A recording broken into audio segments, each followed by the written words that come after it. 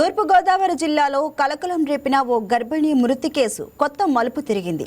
మరణించి 2 నెలలు గడిచిన తర్వాత గర్భిణీ మృతదేహాన్ని అధికారులు వెలికితీసి రీపోస్టుమార్టం నిర్వహించడం సంచలనంగా మారింది.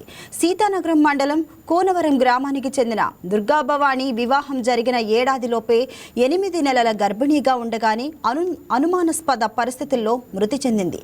తొలుత హార్ట్అటాక్తో మరణించిందని భావించి కుటుంబ సభ్యులు మృతదేహాన్ని ఖననం చేశారు. అయితే అనంతరం కుమార్తె ఫోన్లోని డేటా తొలగించబడటం, మరో ఫోన్లో లభించిన ఆడియో కాల్స్లో భర్త పరుషంగా మాట్లాడినట్లు గుర్తించడంతో కుటుంబ సభ్యుల్లో అనుమానాలు మొదలయ్యాయి.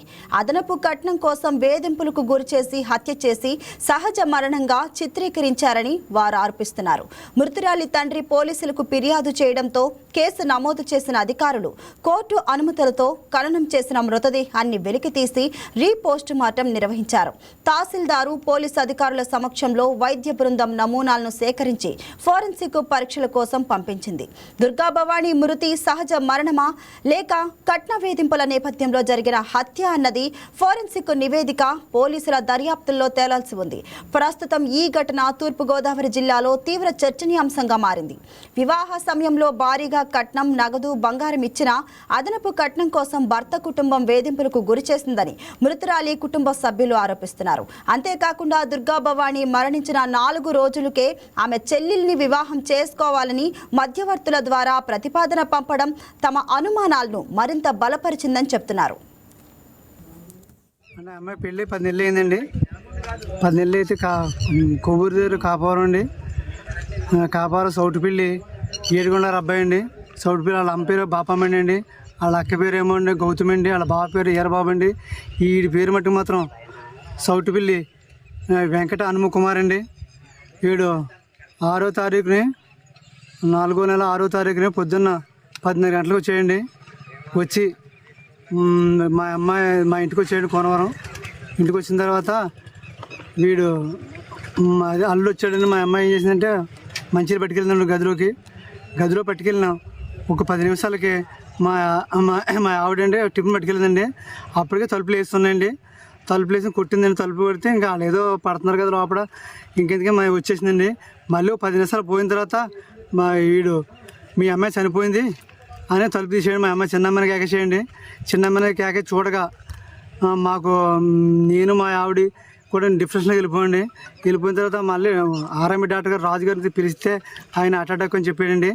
చెప్పిన వెంటనే వాళ్ళ బంధువులు అందరూ కూడా వెంటనే ఇమీడియట్గా మీ ఇంట్లో చచ్చిపోయింది, మీకు ఇబ్బంది, లేకపోతే మీకు పోలీసు వాళ్ళు కేసు అవుతుంది, అది అవుద్ది ఇది అవుద్ది అని చెప్పేవాడు. వెంటనే మమ్మల్ని తీసుకెళ్ళిపోమన్నాడండి. తీసుకెళ్ళిపోయి ఇక్కడ కోనవరం పాతూ చెరుకోడండి పూడ్చిపెట్టారండి. ఈవేళ మేము కేసు పెట్టామండి. మేము కేసు పెడితే 15 రోజులు అవుతుంది కేసు పెడితే ఈవేళ పోస్ట్ మార్టం చేస్తున్నారండి. ఈవేళ పోలీసు వాళ్ళ సమస్యల్లో ఎంఆర్ఓ ఆర్ఐ గారు వీళ్ళందరూ కూడా సమస్యలు చేస్తున్నారండి. ఇప్పుడు పోస్ట్ మార్టం అవుతుందండి.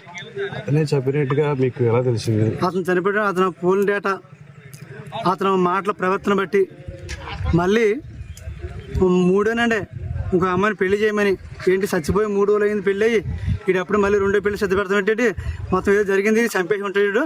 వీడు చంపేసిన గురించి మళ్ళీ 2వ పెళ్లికి వెళ్తున్నాడు. లేకపోతే పెళ్ళి అంటే 3 రోజులు అయింది పెళ్ళి అయ్యి చచ్చిపోయిన వెంటనే మళ్ళీ వీడు 3వ నాడే పెళ్లికి సిద్ధపడ్డాయంటే చంపేసాడు.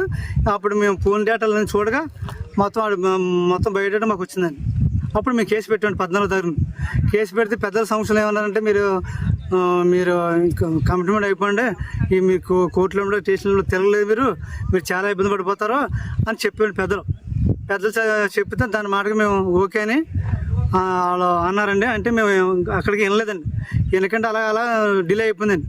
మేము 2 నెలలు దగ్గర అయిపోయింది. మేము కేసు పెట్టి 10వ తారీఖున పెట్టామండి. 2వ తారీఖున పెట్టామండి. ఈవేళ పోస్ట్ మార్టంకి మాకు అనుమతి ఇచ్చారండి. పెళ్ళి ఎన్ని సంవత్సరాలు అయింది? పెళ్ళి ఆమె కూడా ప్రెగ్నెన్సీ పెళ్ళి మన 10 నెలలు అయిందండి. ఈ అమ్మాయి 8 నెలలు గర్భిణి అండి. 10 నెలలు అయిందండి పెళ్ళి. కొవ్వూరు దగ్గర కాపారం అండి. 10 నెలలు అయిందండి పెళ్ళి. 8 నెలలు గర్భిణి అండి. 8 నెలలు 3 రోజులు అయిందండి చంపేసి వచ్చాడండి. కారు వేసుకొని వచ్చాడు. మంచినీళ్ళు పట్టుకుని లోపలికి పంపించానండి. Tiffin పట్టుకొచ్చేదాడికి door వేసేసుకున్నాడు. 1 అరగంట పోయాక తలుపు తీసి మీ అమ్మాయి మాట్లాడతలేదని చెప్పేది. లోపలికి వెళ్ళేటప్పుడు చచ్చిపోయి చంపేసి పిల్లని ఇంకా పిచ్చిదానిలాగా పడుకోబెట్టాడండి మంచం మీద. నా కూతురిని చంపేసి అప్పు చెప్పాడండి నాకు. ఇంక మేము గప్తిలో లేము. మా పరిస్థితిలో చూసాను కానీ ఇంకా ఏమైపోయిందో నాకు తెలియలేదండి. అలా ఎవరినైనా డాక్టర్లు వచ్చి తీసుకెళ్తానంటే వద్దన్నానంటండి.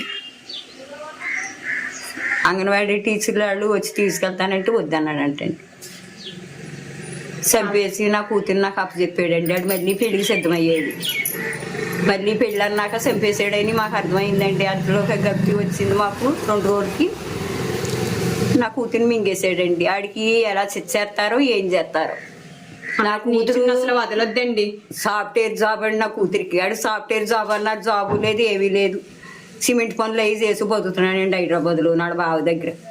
నెలకు ఒక 20,000 పడేస్తున్నారేమో.